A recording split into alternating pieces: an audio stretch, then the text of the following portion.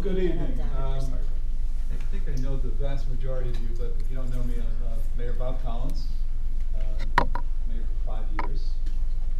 Not going to catch Glenn because I'm not going to live that long, but we have a pretty special community, and I think as evidenced by our ranking in schools, our rating of one of the safest communities in the country, number 58.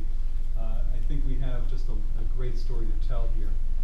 We're at a point now that after 16 years, give or take, we are behind in our obligation and state mandate to do a tax reevaluation. I think there's a lot of misinformation, a lot of misgivings about it. So as we move forward through the process, as we talk to representatives from Certified Valuations, I was very specific about having public meetings to ultimately talk about the process, talk about how you're going to be impacted potentially, and what your recourse is if in fact you don't agree with the outcome of the assessment.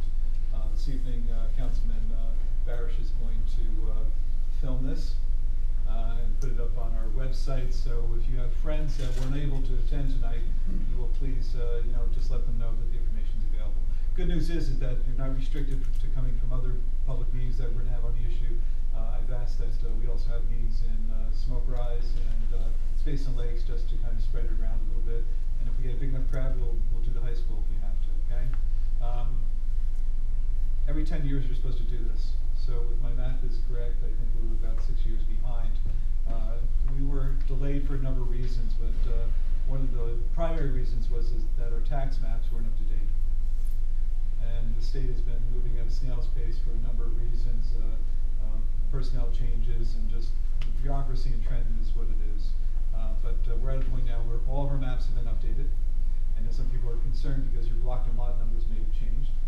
I don't think it affects your ownership. I'm not a lawyer, but I don't think that really changes that in any meaningful way. But that was part of that process. So now our maps are up to date. They've been signed off. In fact, they're available through a link that we have up on the website as well. But tonight from Certified Valuations, we have our tax assessor, Mr. Bob Edgar, and we also have Charles Mia, who actually had a job here a couple of years ago, working with the mayor and doing some tax assessment back in the day as well. So we're fortunate that we have professionals that understand what the community's about and actually have a feel for the character of the community. I think that's going to actually help the process. So this is an informational meeting. I think we're going to have some question and answer period at the end, hopefully. And so without me standing in the way of progress here regarding the valuation, I'm going to turn it over to either Charles or... Thank you. I'm going to take a moment and I'm going to interrupt him because why should anybody have to start? We can just stand for 1 minute and do a pledge of allegiance to the flag.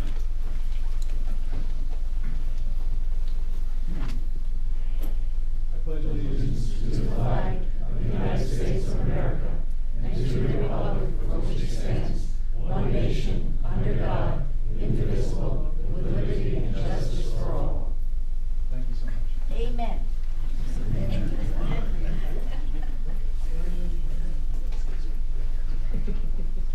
I'm used to hide behind something because sometimes people are upset about taxes. Here you go. That's some place to put my face.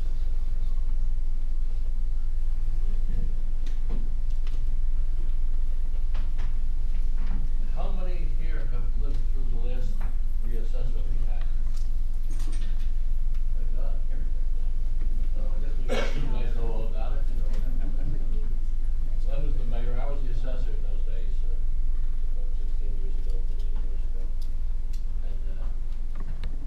And I hope it goes as smoothly now as it did at that time, because people understand what we have to do. And what we have to do is follow the Constitution of this state, which says we have to assess property at its full fair market value, notwithstanding who owns it, whether it's rich, the poor. It's the value of the property that counts. We don't assess people, we assess real property.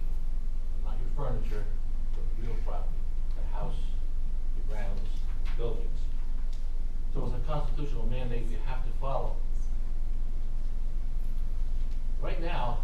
we're not assessing properties at 100%. Based on the sales that have occurred in the last few years, it's about 75, 76%. Properties on the average are being assessed at 75% of their true value. Not all are though. We have sales that occurred in the last year alone that were assessed at 50% of what they sold for, and some were assessed at 150%. So we have a wide range of ratios to true value.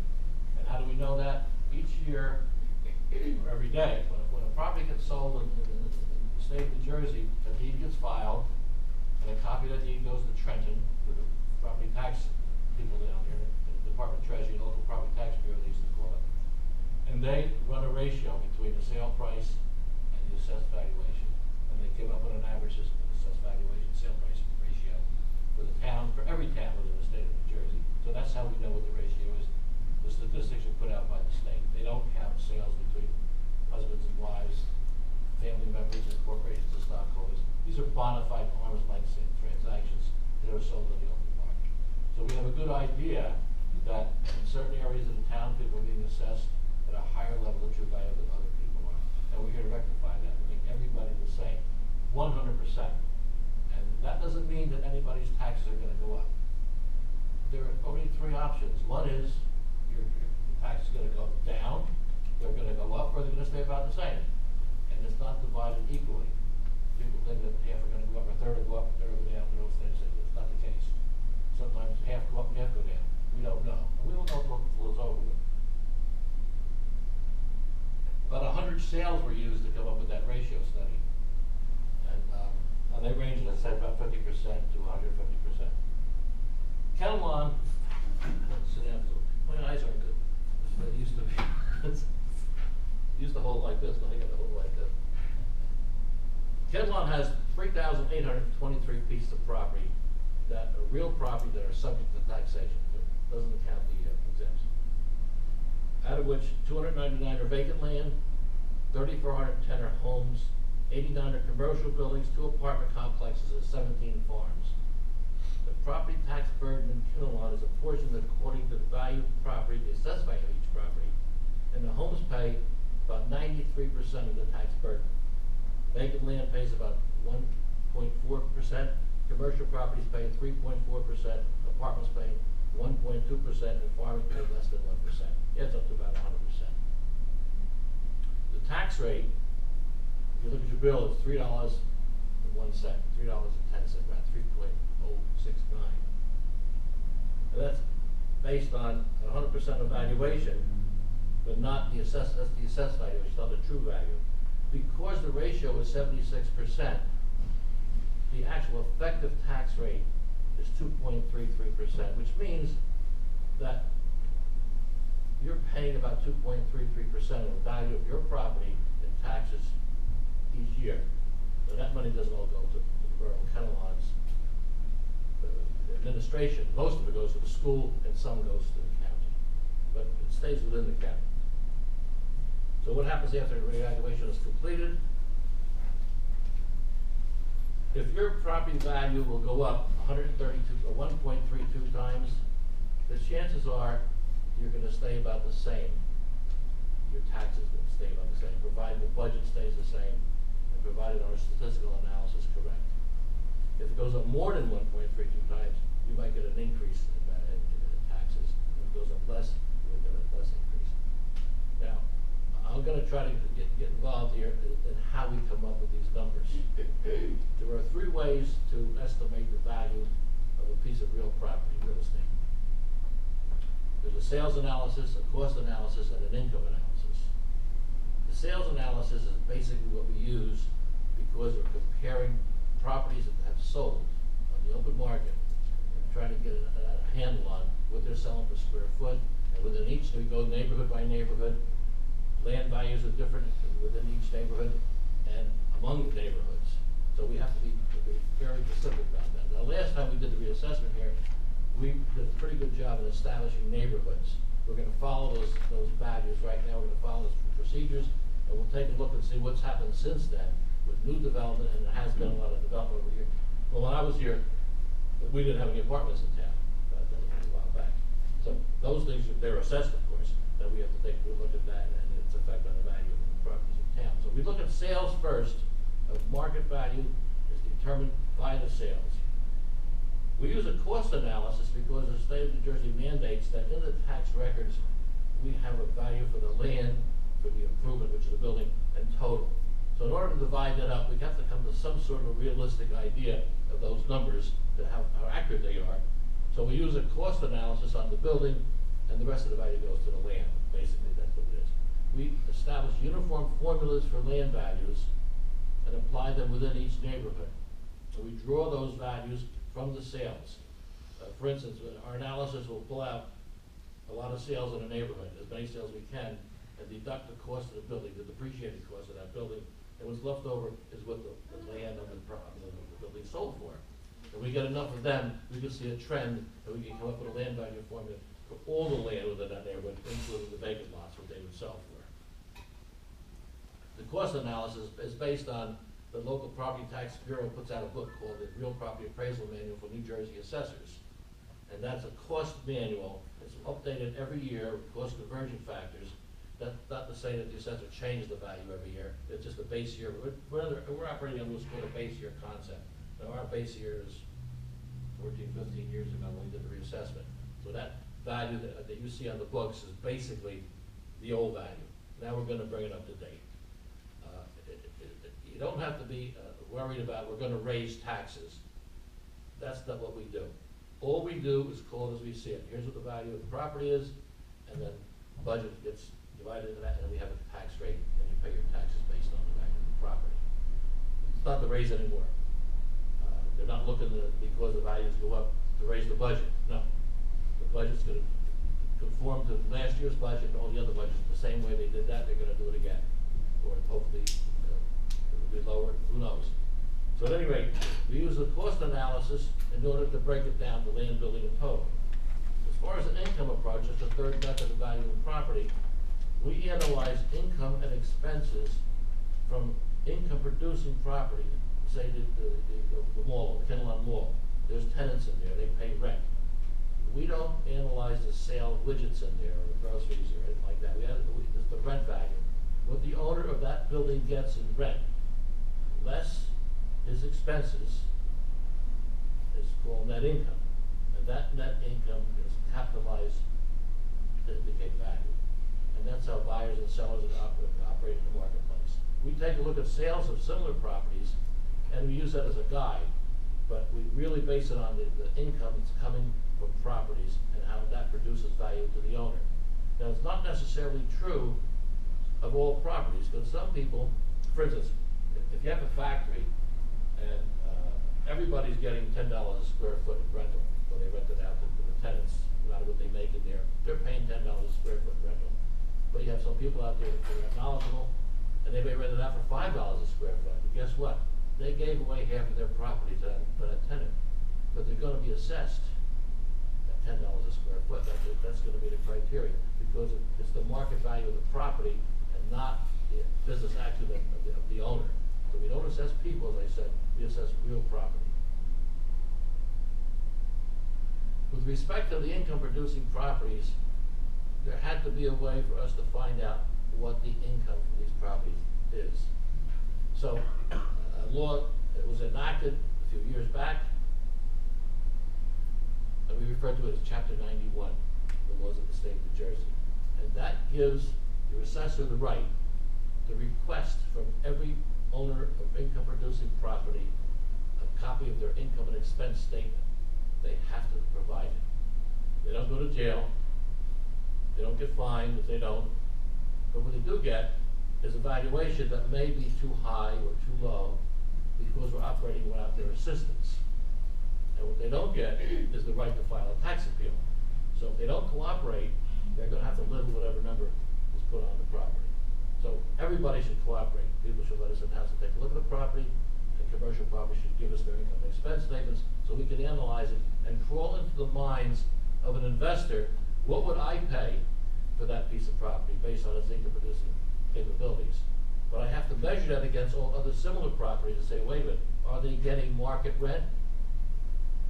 getting what's called contract rent, a rent that's agreed upon, but not really with the market in mind. Or maybe they're relatives, maybe they're friends, and maybe they just don't know what they're doing, and they shouldn't be in the business of owning real property. So we have to praise the property at what it would sell for on the open market without restrictions. So when this job is done, well, let me explain how the job's going to get done. You're going to get a letter in the mail saying that within a reasonable amount of time, one of our representatives will be knocking at your door asking if they can have entrance into your property to take a look at it. They will have a tablet, those computer tablets now. They get the smaller every day. They're about this thin, and they have the ability to put every property in the state of New Jersey in it. And that's how powerful these tablets are. They do have all the properties that are in Kinnelon in it. And the property inspector will come to your house and look at a sketch of the property, take a look and see any changes that have been made, and go through the house. And you'll be asked to initial it. Not that you agree with anything, except the fact that he was there, or she was there. Because we want to make sure that if they're going to turn it in as work that they did, they really did it, you know? So, that's how we start, by gathering data. We also start by looking at the sales of real property that have taken place. I think you have a list there about 100 sales of residences last year within Kinnelon. The year before there may have been a few more, but it's been running about that, I guess, every year. The ratio of this, well, I think Charlie mentioned it, the ratio of the sales, the assessments of sales prices has been about 50% to 150%. So it shows you that there are inequities, and that's the whole purpose of doing the revaluation, is get everybody equitable. You know, when we finish the appraisal process, another letter will go out to everyone, indicating what we propose the new assessed valuation to be. Now, during the course of valuing all these properties, we confer with Bob. He looks over our shoulders. He has to agree to it because he's the fellow who's going to sign the book indicating that the properties have been assessed at the true market value. And it takes a lot of scrutiny to get to these numbers. We want to be fair. That's the business we're in. Be fair. Tax assessors, that's really their own criteria that they have to meet, is to be fair. We don't care what the value is, as long as it's the correct value. We're not out, we have no axe to grind, we don't get a commission, and we don't get a pat on the back for raising a lot of taxes. We don't raise taxes, we just assess property. So you'll get a letter indicating what we feel the value of your property is, and instructions on how you can call for an appointment to come in and discuss it. Ask questions of our representative, Bob, myself, as to how we arrived at that value, or just to test the accuracy of it. A lot of people come in just to see if we got everything straight. Do we have them down for 2.5 baths, or they only have 1.5 bathrooms? It's a common mistake. Do we have them down for a fireplace? Well, that's not really a fireplace, it's just a fixture they bought. It doesn't have heat in it. It just looks like a fireplace. So people are a little worried about, we're going to misconstrue what we see when we go through their homes. Do we call it a basement finish because they have some furniture down there doing a painted cement block wall? How do we treat that? So they're going to be asking a lot of questions, and we'll show them the card. This is it. If there's any mistakes, I hope I find one. We'll change it right here and make you happy. And we'll have an argument. So between January 10th and April the 1st of next year, if you disagree with the valuation, if you come to a hearing, that we call them hearings, talk to one of the representatives, and you still are not happy with the valuation of your property, or you feel there's a mistake that should be corrected, and we haven't corrected it, you can file a tax appeal at the Morris County Board of Taxation in Morristown. And it's a very simple, informal situation. It's a form you fill out, and the only problem is you're going to have to prove the value of your property. You have to prove that it's different than the assessor put on based on what we gave him. So, but it's an informal hearing, and the true value of the property doesn't always rule, because these are commissioners that are appointed to sit up there as judges and to make a determination as to whether or not the property is assessed or overassessed. And they have a criteria, and the same criteria we have, but a lot of times their heart gets in the way. Sobbing widow comes in and looks for a reduction, sometimes wants away with one. And there's a lot of negotiations that go on too, and there's other things that you know may go on in politics. However, out of fairness to everybody, the opportunity is there. From January the 10th to April the 1st, the opportunity to file an appeal. These appeals will be heard by the county tax board if there's no resolution of the problem beforehand between then and June the 30th. They all have to be heard and decided by the board, so that the values can be used in their tax rate. At any rate, the opportunity is there for any taxpayer who doesn't agree with that number to speak to the assessor anytime. Call the office, there'll be a number to call. And the more people who come to see us during that hearing process, the better it is for everybody, including us. Because we will have tax appeals if there's a mistake. Correct it, nip it in the bud before it gets on the books. But if it gets on the books, we file an appeal, Bob will have all the appeals, he'll send them over to us, and we will go through them, we'll scrutinize them, we'll see if there's any errors, we'll call the people up, we'll go out and take another look at the property, and it's another bite at the apple. But if we find a mistake, then we'll offer a resolution of the problem in the way of a settlement. So we'll say, well, here's what it would have been if we didn't put down that extra path, and this is what the value would be. So you can settle that, and you don't have to go into the courtroom. But if you do have to go into the courtroom, the law is not definitely in your favor. It gives you the opportunity to go in there, but you need an appraisal. You need to have evidence. You don't need really an appraisal, but if you have enough evidence that you have say a split level house and there's 4 or 5 of them on your street and they all sold for say $300,000 and we have the assessor $375 and they're all identical, you can go in with that and say, look, these properties sold for much less than mine. But if you go into this appeal process and say they're assessed lower than I am, that's not the basis, because they could be mistaken. So we're trying to get at the truth. So if you find a mistake but somebody else doesn't give you the right to get the deduction, it brings it to our attention, and the unpleasant task of the assessor has to do is to tell these people, we've made a mistake, and you're going to have to raise your assessed valuation. I went through it quite briefly, and now if you got something to say or questions to ask, we'll be here to ask those questions. I just want to reiterate what our professionals have told you tonight. This process is supposed to be fair. Just by way of background, I'm not a tax assessor. You call the mayor and tell him that you don't like the assessed value that was assigned to your house. I do not have the ability to wave a magic wand, nor does anybody else on the council to say, you're right, I'm going to talk to the assessor, we'll see what we can do. There's an established process that we're going to have to go through. Just a little housekeeping. I want to introduce our former mayor, Mayor Cisco, who is with us tonight, as well as Councilwoman Sventy and Councilman Adam Barish.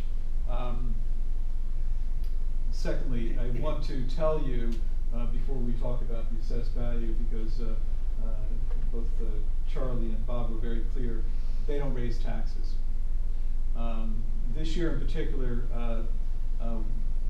we were able to sell some excess sewer capacity, and if you read about it, we recognized $1,046,500. Last week I approached the council and I said, this is an opportunity to freeze the municipal portion of taxes for our residents this year. The council unanimously agreed. We have not taken a formal vote about it, but I'm pleased tonight to tell you that for 2015, the county has indicated that county taxes are not going to go up. The municipal taxes for the borough and the library will not go up based upon our conversation last week. And the school is undertaking whatever increase they may have. So the good news is, although the town is only 18% of the total property tax bill, the county is about 14 and the school is about 68. We took the initiative on my recommendation. We're going to freeze the municipal taxes this year, and we may have an opportunity to do something similar in years 2 and 3. We are a community that is not growing because the Highlands Valuations Act, so we have very limited growth here. We have had some improvements, but as we move forward, I just want to make sure you understand from a mayor and council perspective, this year at least there will be some tax relief in the form of no increase. So you know, once again, just wanted to pass that along to you.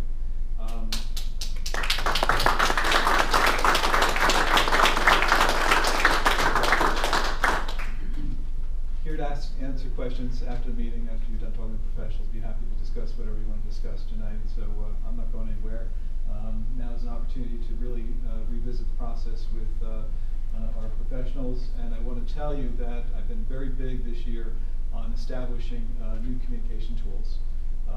Councilman Barish is our chairman of our technology committee. We will be posting on the borough website the process. So we will outline specifically what the process is and ultimately what, in fact, your options are and what recourse you may have if you disagree with the value.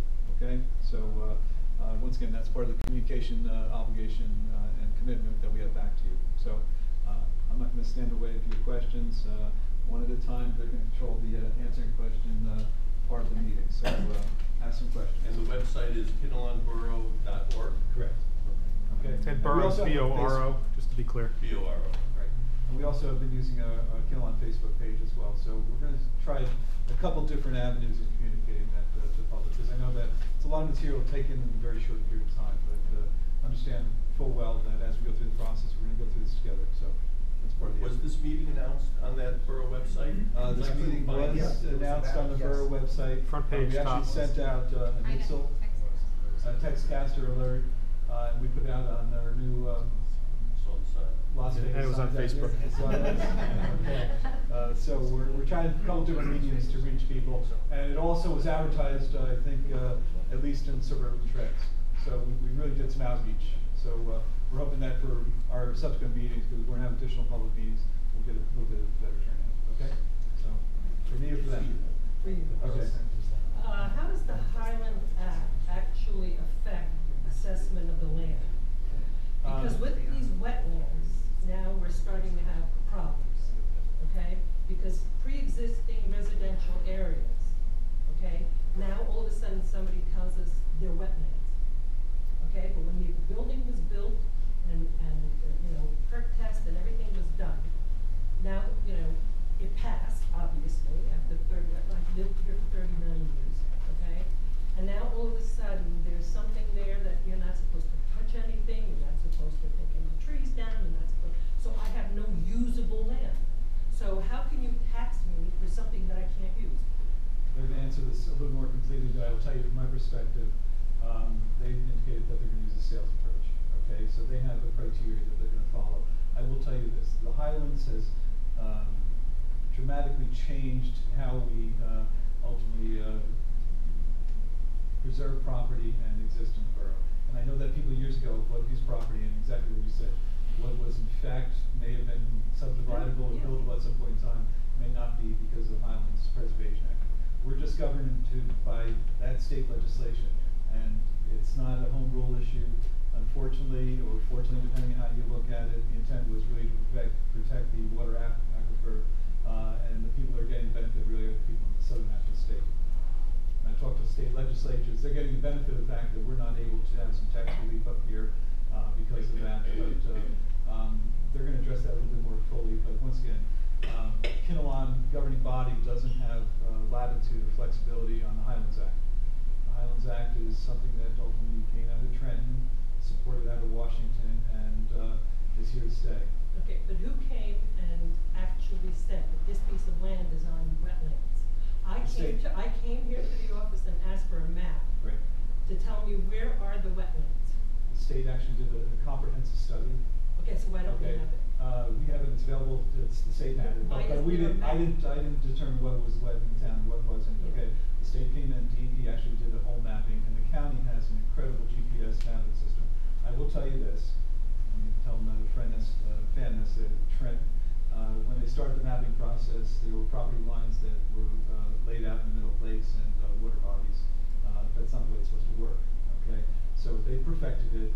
The county actually has one of the best mapping systems in the state right now, but the state really determined the wetland delineation areas, okay? So it's really something that came out of Trent.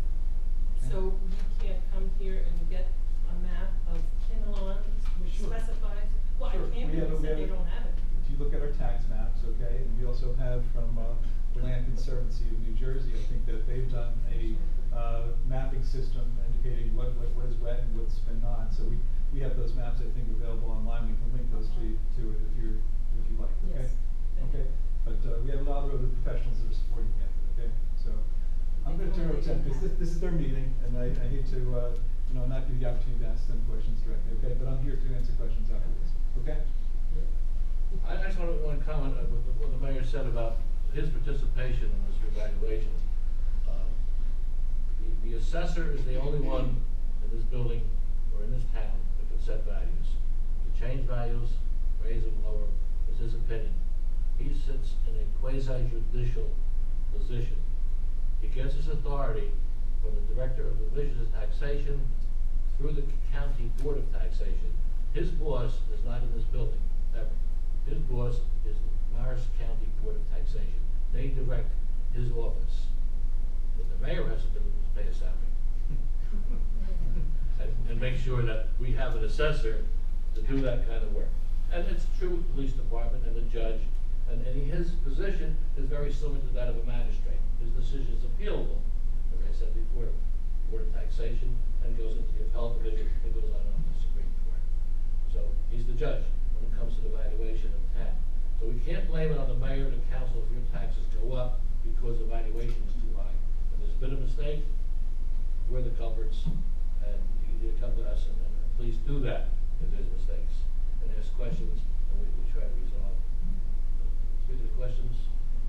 I had a few questions, but the first one I wanted to ask was that, is it my understanding that you will be using exclusively the sales, comparative sales from 2014 to be the basis for your assessment going forward for the next 10 years or 15 years as it may be in this case? We're gonna look at sales. From 14. Pardon? The 100 comparative sales you mentioned. No, we're gonna look at sales that took place in 2014, and sales that have taken place up until October 1st of this year. And then we'll look at sales. So you're going to exclude sales that happened 2, 3, 4 years ago. Well, we might look at sales in 2013 also.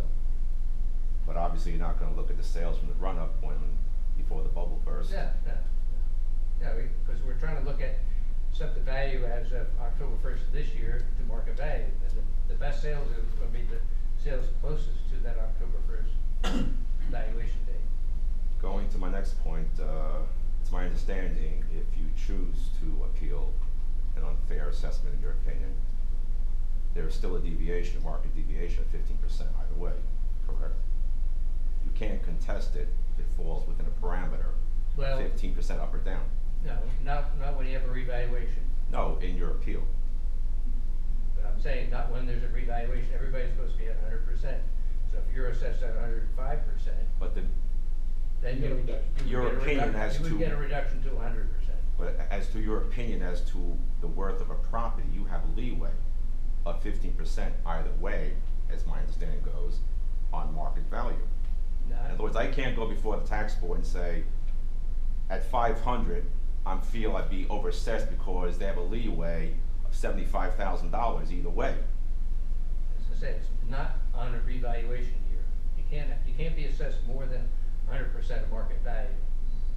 Everybody is judged by the same yardstick.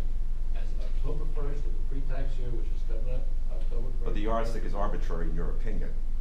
Absolutely. Yes. So if I contest that, what is my basis for contesting it, other than comparative sales, and then what does the tax board say?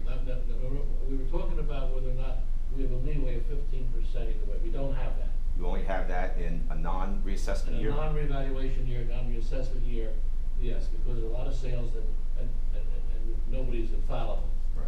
But they say, okay, let's choose this corridor, they call it. Within the corridor, you don't get a reduction or an increase. If you're outside the corridor, one way or another, you may go up or may go down.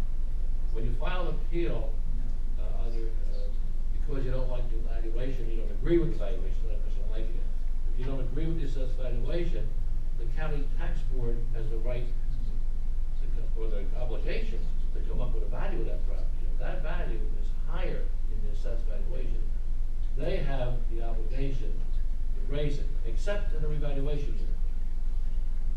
And the only way that they could raise it, because it's assessed too low, is if the municipality filed an appeal and increase it at the same time. So, it's pretty much what it's worth as of October 1st of the pre-tax year. Years after that, there are other criteria to judge whether you get a reduction or not. Okay. My other question is, I assume you have a formidable task in front of you that you have to complete this in the next 4 months. So it's my understanding you're gonna try to do this analysis of 3,000 plus properties in the next 4 months and inspect as many as you're able or willing to do? That's true. So I guess it behooves us to make appointments and hopefully get an appointment? Well, they're gonna come out, you know. In other words, it seems like a formidable manpower task to examine 3,000 properties, so you're gonna inspect 3,000, so I would assume a lot of it's just gonna be superficial glossing over, left to us to contest or not contest.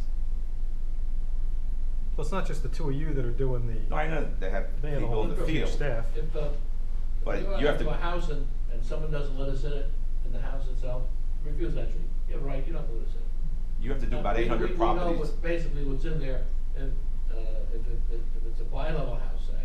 I guess my What point can you is, do to a bi-level?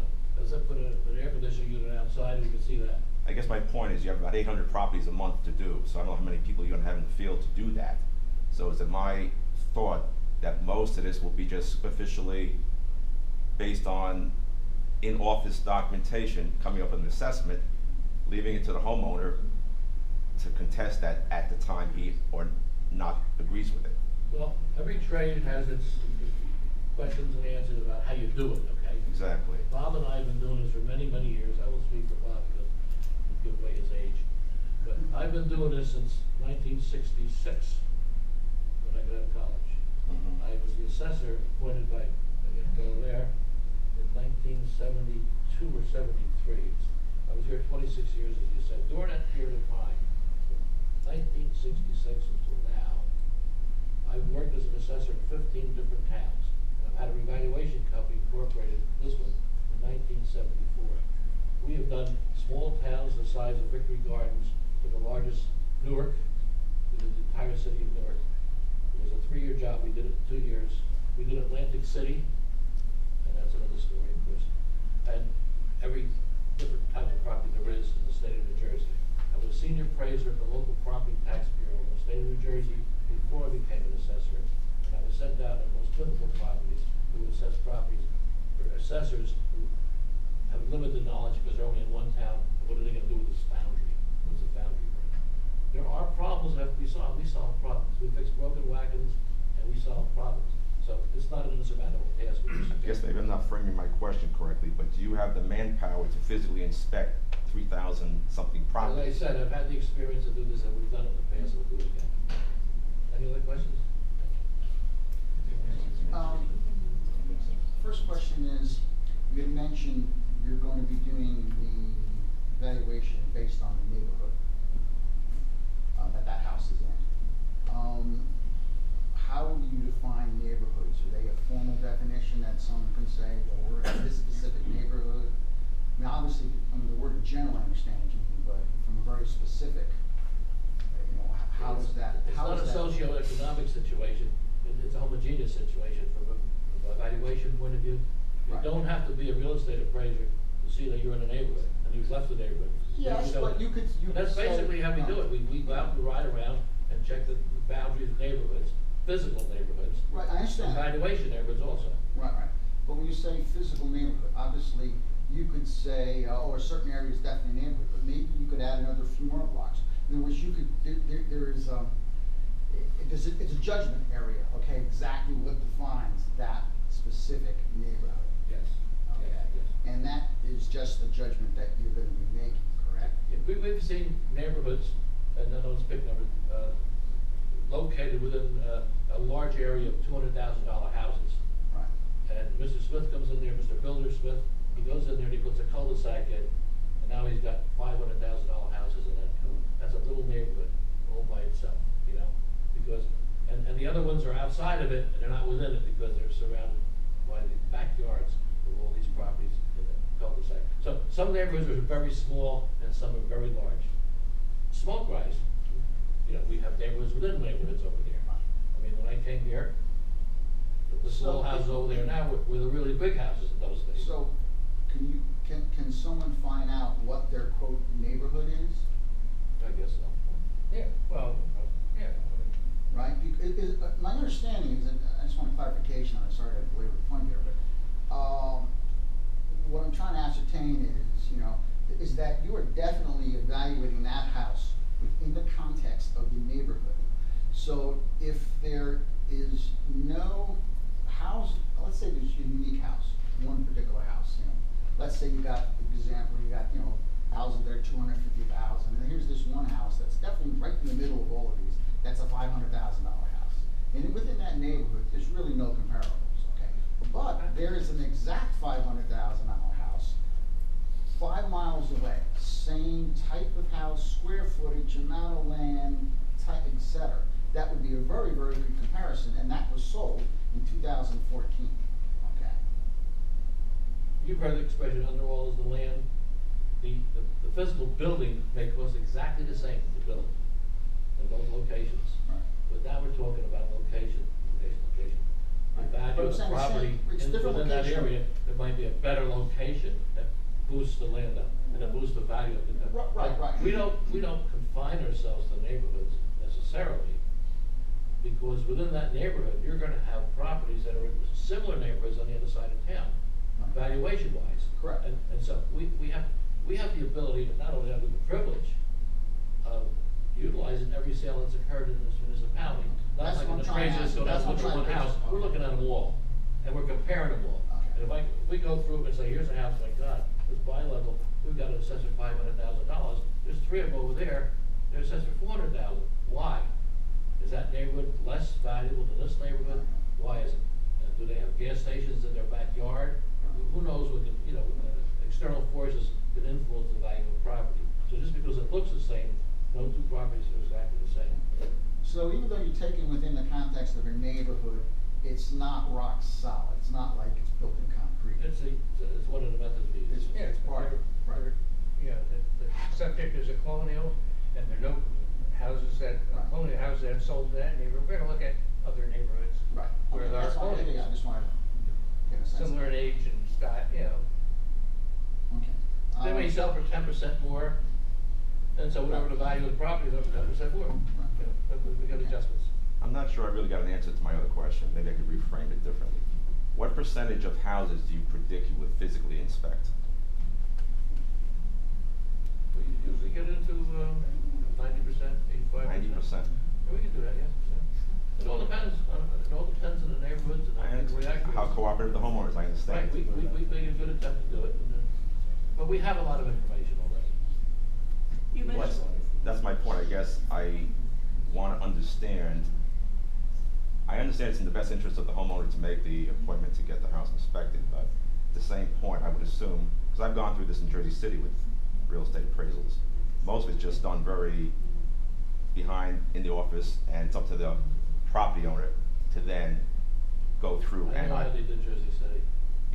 and that's a whole different story, trying to contest it after the fact, as trying to negotiate before the fact. So I guess, We do the things a little differently. okay. I don't think this gentleman was talking against Yeah, I actually have a couple more questions for you. You had mentioned cost, sales, and income, but the income really is related to businesses, right? Say again? You were saying the valuation has 2 factors: the cost, the sales, and income. The income though is business. commercial property. Commercial property. So we're saying really Apartments, commercial. for non-commercial property, residential housing, we're talking about cost and sales. And in sales, what was it? I think I heard the number kicked around, 3,000 houses roughly? Is that what we're talking about? So what we're saying is, if you've got 100 plus sales, we're talking something in the neighborhood of 3%, 3%. okay, of the total amount, okay, that maybe a little bit more, 4%, all right. Which you've got to try to evaluate the total 100%. So, seems like it's kind of a small amount, all right? Well, we're operating with a sampling of convenience, Right. and But whatever that's the what it market's is, that telling kind- us, right.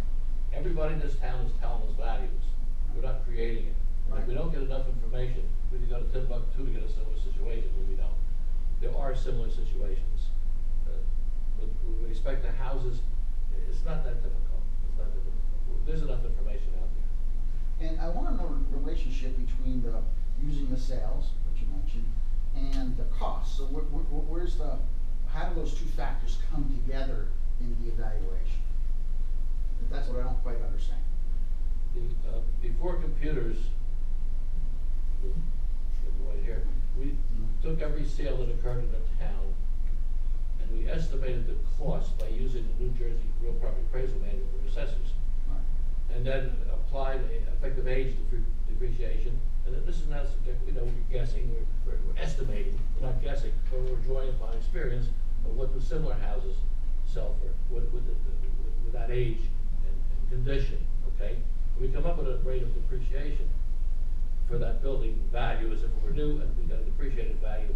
We deduct that depreciated value from the sale price, and what's left over is the land. So we could have 100 sheets of paper, and each one have a sale on it with that kind of extraction or abstraction of land value. And now we have all kinds of indications of values. Now we start to look at it and analyze it and say, where do we get a formula out of this? Do we do an algebraic formula by applying the formula for two values, the constant and excess? Do we say it's so much per an acre and so much for anything over an acre? Right. Or do we so much for front foot and so much for depth as well? So y equals mx plus b, that was done on the computer now, so I'm with my hand. So we wind up with a constant and an excess amount. So we do it algebraically, we do it gut feeling sometimes, because we're appraisers, and it's a science and an art. So we're trying to combine both of them. And if I see seven houses selling for about the same price, well, you'll come to the same conclusion I have. It's worth, Right. And so that's the final analysis. We go through all these things and take a look at these values that we came up with using all kinds of formulae, and say, wait, does it make sense? Does it make sense? So is it fair to say that you kind of start off with what might be a comparable sale value, and then you look at the actual costing factors? Okay. The sales approach is used to come up with the value. The cost approach is just to come up with the valuation for the building portion of the total. So that's okay. If they want to In order to allocate the land. It's the and breakout. building. It's the breakout. So that's really the breakout. Yeah. The structure from the land. Right, which brings me to, if you wanted to file an appeal, you can't appeal just the land or the building. You can only appeal the total. Right. And how it's apportioned doesn't necessarily matter. Right. And obviously you're starting from scratch now. So for instance, and this is something I just happened to come across. I noticed I was just going through Zillow, and I saw this house. It's down at the end of the road, I guess, where the Catholic church is. And this is like 10 acres, and it was assessed at like $850,000. And they obviously must have done an appeal recently in the past like year or 2 years. And this went from like $850 to like $550. And it was like a 3,500 square foot house. And I'm saying to myself, wow, 3,500 square foot house with 10 acres of land. And it had a huge reduction. Now, when you're talking about the reevaluation, what happened there, I'm assuming is irrelevant because you're starting from scratch. Is that because it wasn't sold? So you're not, there's no sales there. That was just something the person came in and got a big, huge reduction. What happened in the past is irrelevant. Exactly. So the fact that happened 2 years ago, and they got this massive thing, if you don't evaluate, it might wind up being $850,000 again. Okay. The gentleman back there's had his hand up. Sure. Yes. Yeah, I had a couple of questions. One was on the timing. When do you post out the letters showing the new assessed value, and is this applicable from 2016 or? 2016, yes. And when would the letters be out? When we finish a job, you'll get your letter towards the end of the year indicating how you can call for an appointment to talk to us about it. Okay, so it'll Yes, be before like November, December, some time around that.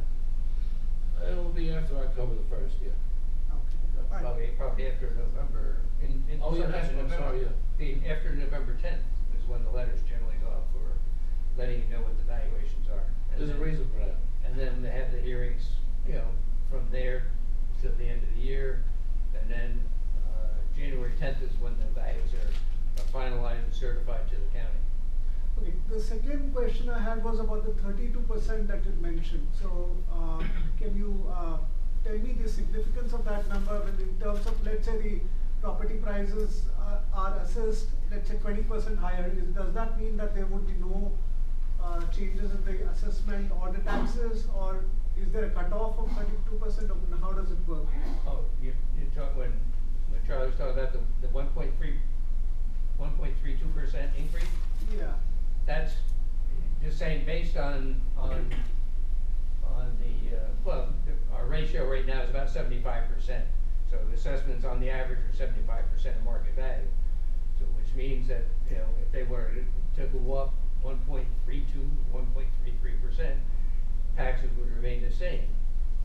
But if they go up more than that, if your assessment goes up more than that, then most likely you have an increase in taxes. That would be the average increase, but we don't know because we're relying on, as I said before, only the sales that have taken place to come up with this ratio, and 100 of them took place. But it's been fairly consistent the last couple of years at 75, 76%. So it's pretty accurate. So we're relying upon that accuracy. It's a sampling of convenience, which means we don't create these sales. We're going to take whatever we get and take a look at it and knock out the ones that are not usable. Okay, right, thanks. I mean, we had more than 100 sales in town. A lot of them knocked out. This? Me? Yep. Thank you. I moved in the town at the height of the market, so I am looking at a very huge deficit on my property. And so now, if I get reevaluated, you can probably understand that if my taxes do go up on my property, that I will probably be one of the people that will come in and appeal to get to know my face, I guess, what I'm trying to say. But, I mean, this has impacted me. A couple of years ago, my husband and I put our house on the market, and every realtor I had in and every prospective buyer at that point thought that I was being taxed too much on my house. I have one of the smaller homes in the back end of Ridge Run, and so I am seeing the housing still plummeting in my development, and so now I am very, very concerned about this reevaluation, because right now I'm probably going to have to die in that house because I'll never be able to go in downsize. It's just my husband and I. Well, if the market has gone down on your house, then the new assessment will probably be lower, or you may end up with lower taxes as a result of this, the revaluation. Well, right now I'm looking at probably about $400,000 to $450,000 that I've lost on my home. Well, then maybe you should have filed an appeal before now, but hopefully the revaluation. Well, I actually came in not in an appeal time, but I actually came in and brought you some photographs, and then you did not get back to me, and then I did get a response from you, and you said that there was no change. So now I'm really, really impacted because now I have a house next door to me that was purchased in 2009. He's already sitting at $100,000 below what he purchased his house for, and his is larger than mine. So now I'm looking at this saying, by the time he sells his house this year, I could even be looking at a greater loss.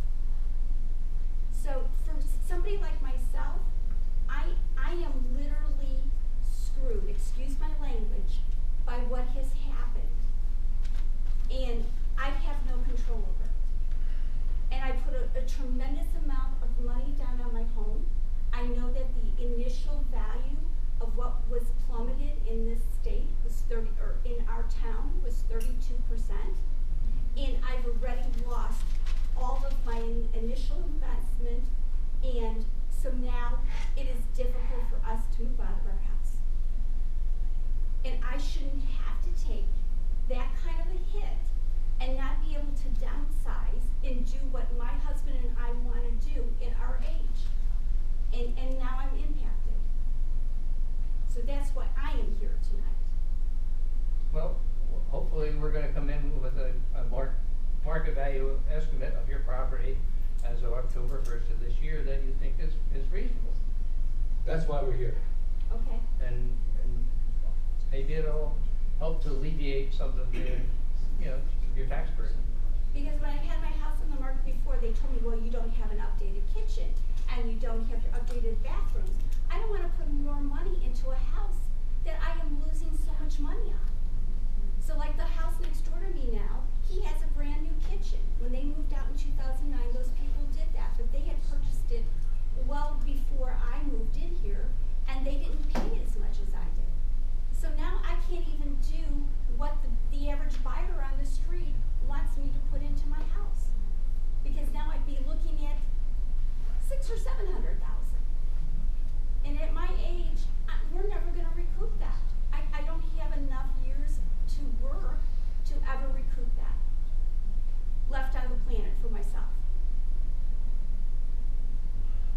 So I am here to just bring up, because I know I'm not the only person. Estates of Kinnelon, those people have been impacted too, because I've been watching this very, very closely.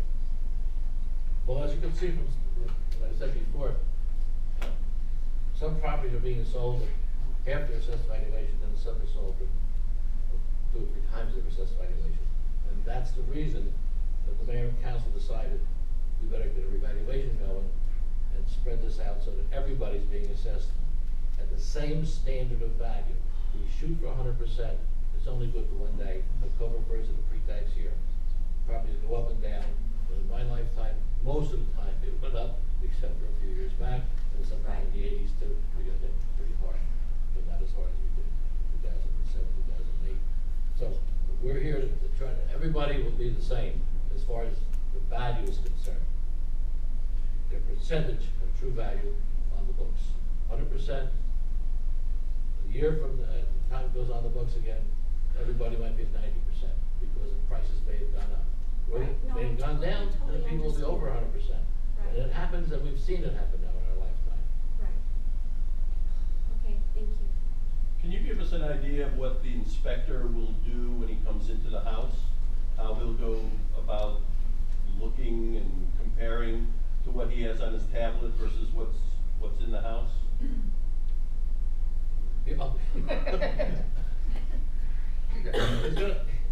The inspector's gonna look at the house if he's gonna buy it, He'll say, how many bathrooms do you have? What condition are they, modern, old fashioned? Is he gonna be walking through the house, or is it Yes, gonna be a if you sit let down them, in the yes, kitchen? yes, he or she will be walking through the house. You let the inspector, you don't have to let the inspector in at all. But once in, they'll ask me, can I go down the basement, can I look in the attic? And usually they just follow around because they're doing it all day. And then people will say, well, don't go in there because the baby's sleeping. And I fell for that one time, and there was a bathroom on the other side of the bedroom. People talk, they bragged about how they fooled me. And one of the persons they bragged to was a friend of mine. Too late. But it happens, down the basement with a big drape across half the basement. Well, don't go in there, my husband's tools are there, he doesn't know any bother. And on the other side, there's a beautiful pool room and a bar and everything else. So, yeah, people try to fool us, and so we try to look at everything, okay? And we want to be as accurate as possible. We're not looking to raise anybody's taxes or assessment. Some people ask, well, what happens if you come to our house and you found that we put an addition out the back without a building permit? And I finished off my attic without a building permit. And there was an attorney in this town, named Adam Barish, many years ago. His answer to that problem was, you go to jail, you go directly to jail, and you do not pass go, and you don't collect your flux. But the mayor stood up and said, no. We're not there to raise problems. We're not there to send summonses out to people who violated the zoning, the building inspector laws. We're just there to put down what we see. We are not zoning people. We are not building inspectors. So we try to put down what we see, so we evaluate the property personally, professionally, and accurately. And we have no axe to grind. And did you say before that if we don't let the inspector in, we don't have a right to appeal? No.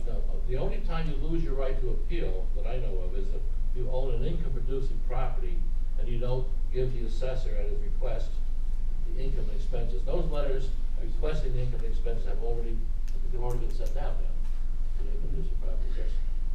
And we just sent out this morning letters to income-producing properties indicating that an inspector will be going around looking at them. We wanna take a quick look at that, they're the hardest ones to appraise, and sometimes they're the easiest ones, but we wanna get them out of the way, they're big, and then we'll probably start. We're not gonna announce what town, what part of the town we're in.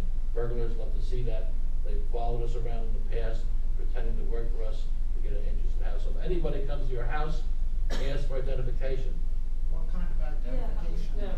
I'll get a letter, Well, they're gonna be wearing a card badge, eliminated thing, it's gonna be provided by the police department with a photo ID on it. and the police will have their name, and they'll have the make and model of their car and license plate number, so any indication that he sees a problem, pull it up. Will they know which area that they're in at that time? But we usually tell the police department where we're gonna be, but we don't like to advertise it too much, because, as I said, burglars, will be in those neighborhoods, pretending to be us. And they'll find nobody at home, and then they'll break into the place. But you did say that you're sending out a letter to them. Yes, the letter will The come homeowners. within a week to 2 weeks before we get to your house, yeah. When do you expect those letters to go forward? I expect to start sending them out, today's Tuesday, by Friday, some letters will be out from them. We're not gonna send out the whole town, so we'll send 200 or 300 at a time, and we'll see how fast it goes, and then we'll be accomplished. Is there an appointment on that letter?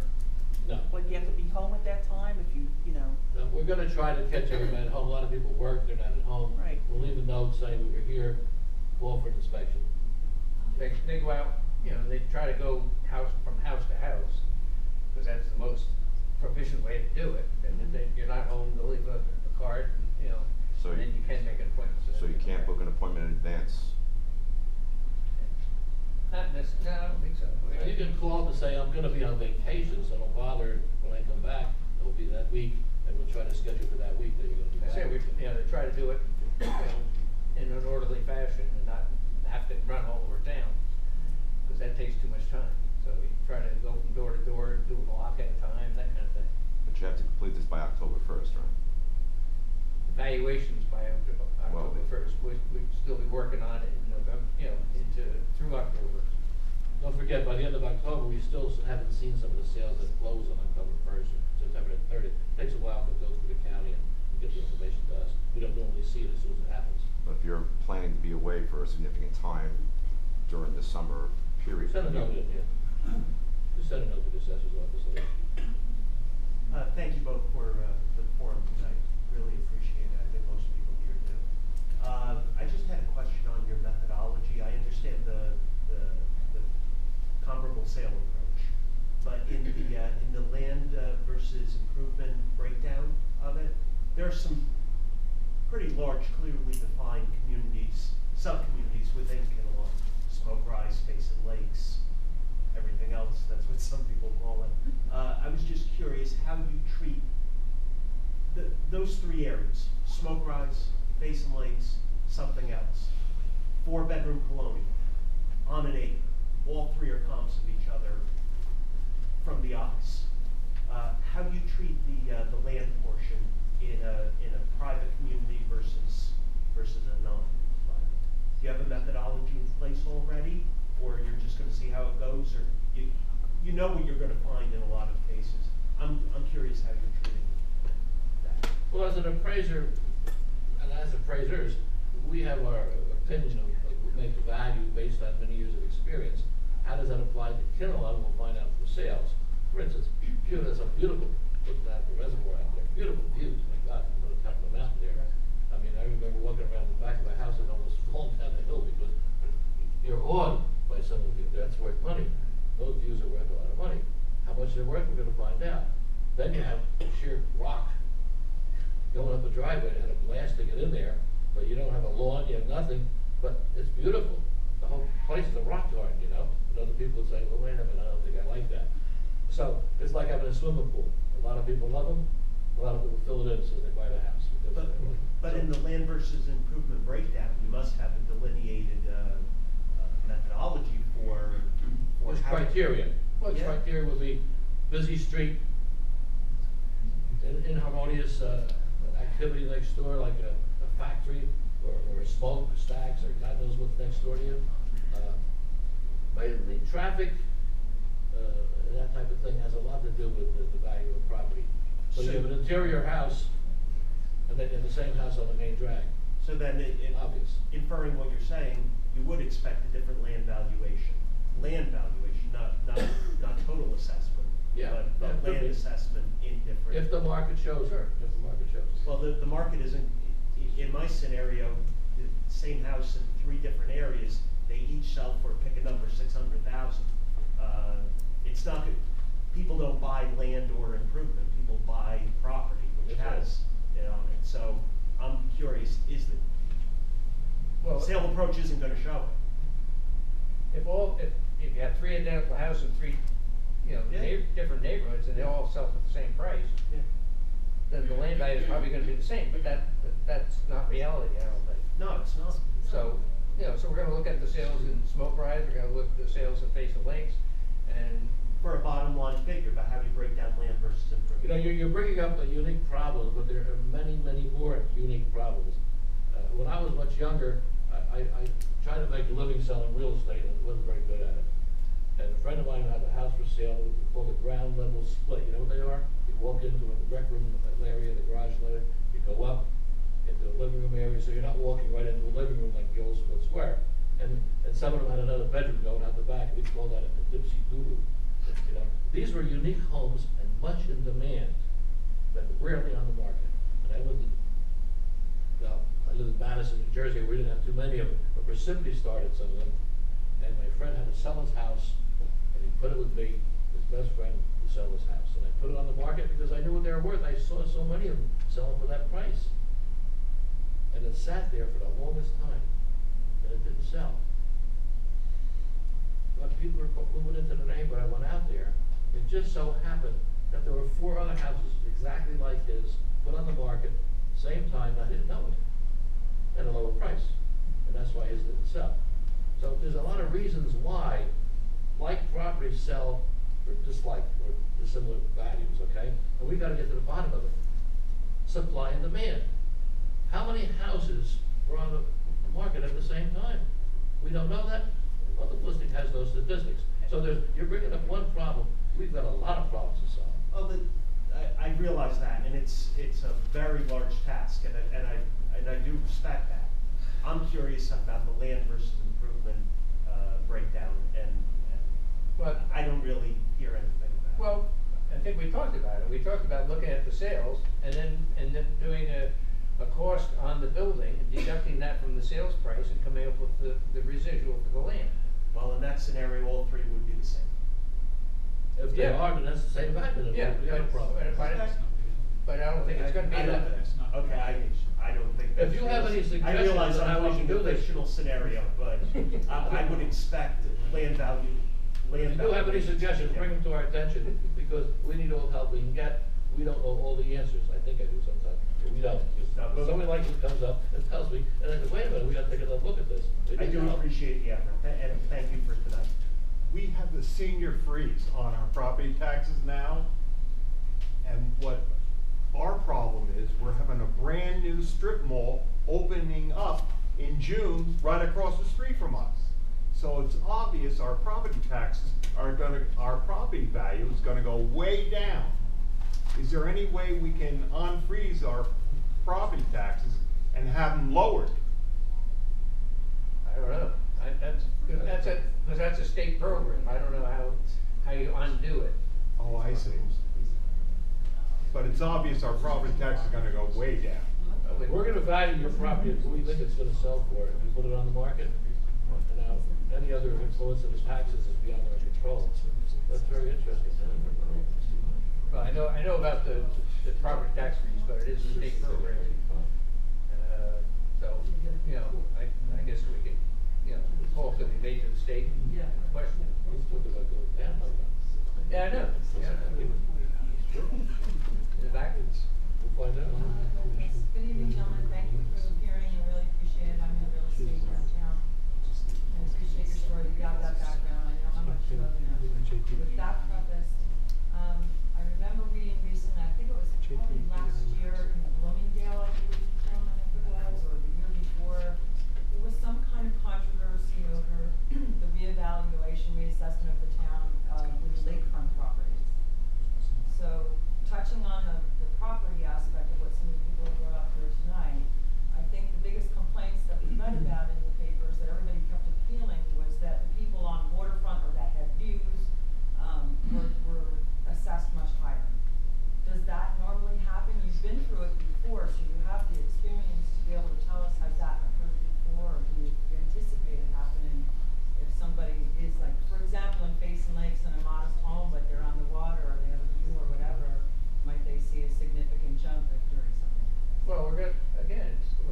the sales, and we're gonna look at the sales on the lakefront versus non-lakefront. Okay. And see what it shows. I myself live in a lakefront house, and I know, you know, my house is worth a lot more than the house across the street because I'm on the lake. You know, it's, and sales show that. Mm-hmm. So how does wetlands come into this play? Pardon? If your property, the wetlands, if your property has been designated, quote unquote, possibly a wetland, and it's not usable, how are you gonna assess that? Well, hopefully there's other properties besides just yours that have that same problem, and hopefully some have sold. But, you know, obviously if it's got wetlands and, you know, the house across the street doesn't, but everything else is similar, then, you know, your land value will be less.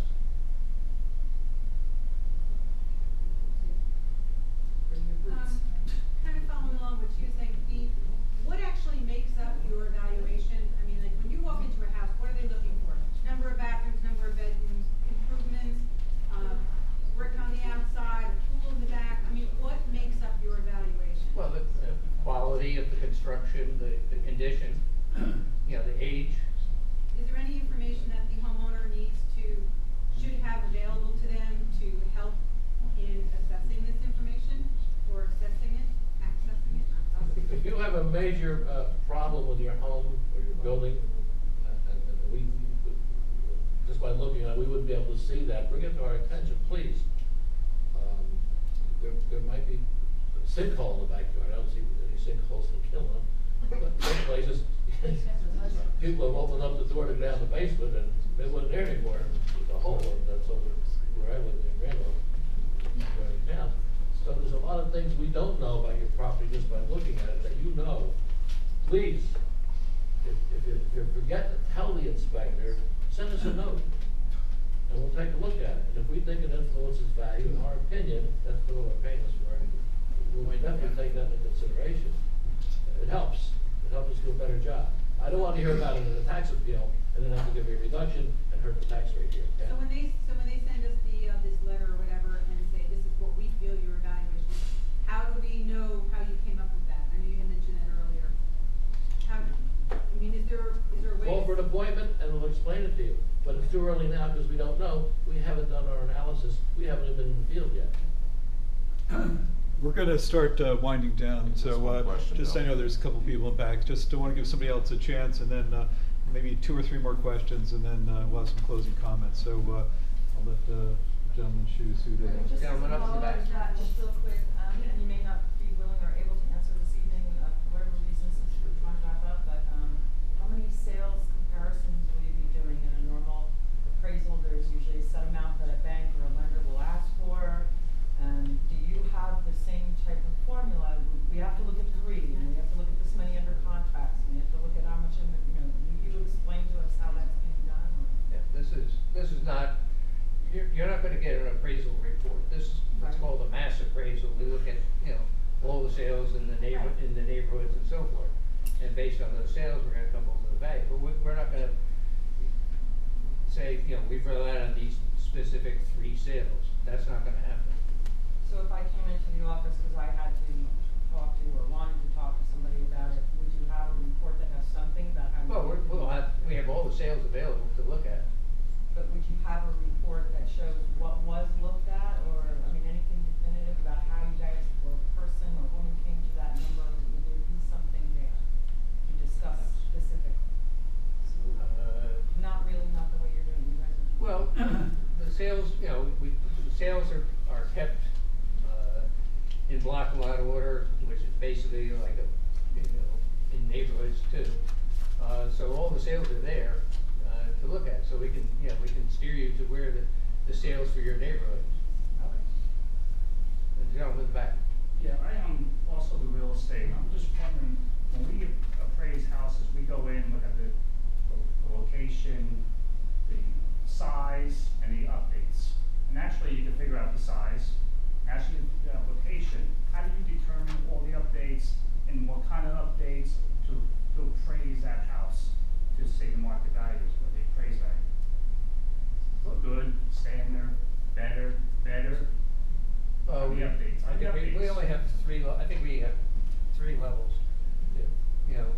when your real estate salesman, brother?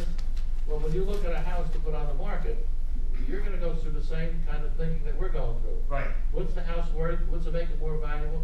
I've sold houses very similar to this. What, you know, you've got hindsight like we do of what makes value. All the things that you look at, we're gonna look at them too. But the updates I are can't one of the do it all. most, the But, updates you are one of the most important. We gotta crawl into the mind of an investor and a buyer of a house when it comes to homes. What do they look for in their particular neighborhood? Some neighborhoods, swimming pools, everybody wants one. Some neighborhoods, forget about it, they're gonna bury the damn thing, you know? And so, what makes a homogeneous neighborhood? We have in appraisal economics, we're going regression and progression. And somebody hinted about that. You got the biggest house on the street, it's not gonna be worth the same as it would be if it was located in similar location, in a different location with similar sized houses. Right. So the value would regress. Right. Again, if you have the smallest house on the street and you're located in a lot of these big houses, your value is gonna progress because of your neighbor's property, you see? So we can take a look at that situation also. And it shows up in sales, by the way, if you have enough of them. I'm gonna ask Mr. Edgars to just stay around for 15 minutes and maybe talk to people that have individual questions. But I know we have some realtors in the room tonight, and I just wanted to tell you that I've been floating a concept and an idea, and I would like to have a mayor's realtor roundtable. I think that the governing body would benefit greatly by understanding what some of the challenges are from property value assessment. I was talking to a realtor recently who said that our demographic is being skewed because we share a zip code with Butler, and that anybody that does a property search ultimately goes out to 07405 and Butler pops up. So just so you're aware, I recently wrote to Congressman Freelandheisen and asked if we would have the attorney, the Postmaster General, reconsider zip code for Kinnelon. But it's those type issues that we're currently working on. That's going to be an uphill battle, and I understand that. Oh, but, no, I have a number that somebody gave me that's not in use. Okay, there's a couple. 07404 is not in use. Who's in favor There's of our new zip 404? code. But, I second that. The reason I mention that is that ultimately I think that we have an opportunity. The value of property? We have an opportunity to talk about property values not only from an assessed perspective, but also from a sales market perspective. I think that Kinnelon is unique. We are not, excluded from what's happening market-wise conditions with real estate throughout the region. And I feel for the reduction in your value. I'd like to see if you're going to downsize, you downsize in Kinnelon, because I think a lot of people want to try and make that move. And so I think that, once again, engaging realtors who in fact may be on the front line dealing with homeowners in the area, maybe new homeowners being attracted to the area, in fact may be helpful in at least trying to address the marketing of the town. So I just wanted to go on record tonight. I've talked to Councilman Barish and Councilman Sventy about the idea, and once again I will be announcing that formally at the council meeting on Thursday night. But I thank you so much for coming out tonight. I'm always impressed by Kinnelon from the perspective that we can have meetings like this and people ask very intelligent questions, and we never enter a fever's pitch. This is going to be an emotional process. So I thank our professionals, Charles Mia and Bob Edgar, for coming out this evening. They'll hang around for a couple minutes. I'll commit for them to hang around for a couple minutes. And you're talking about wetlands delineation. If you go to kinnelonborough.org and Environmental Commission, there's a link for the state wetlands delineation maps on our site here that ultimately will get you to where you need to look at your individual property. Okay? Yes, sir. There'll be other meetings regarding. Yeah, part of the process was here, and maybe they didn't want to do this, but I asked for multiple meetings. I wanted to do basically some regional, maybe one here, maybe one in Basin Lakes, one in Smoke Rise. But if we have to have more multiple meetings than that, I'm sure that I could do some arm twisting for the two gentlemen sitting there. We'll post on the front, we'll put on our website, but we want to make sure the public understands the process. I just want you to also try and consider thinking of a senior citizen discount for especially the school tax. Okay, because if you've lived in the town for this long, you really, love Kinnelon. I love Kinnelon. I don't want to leave, but you are on a fixed income.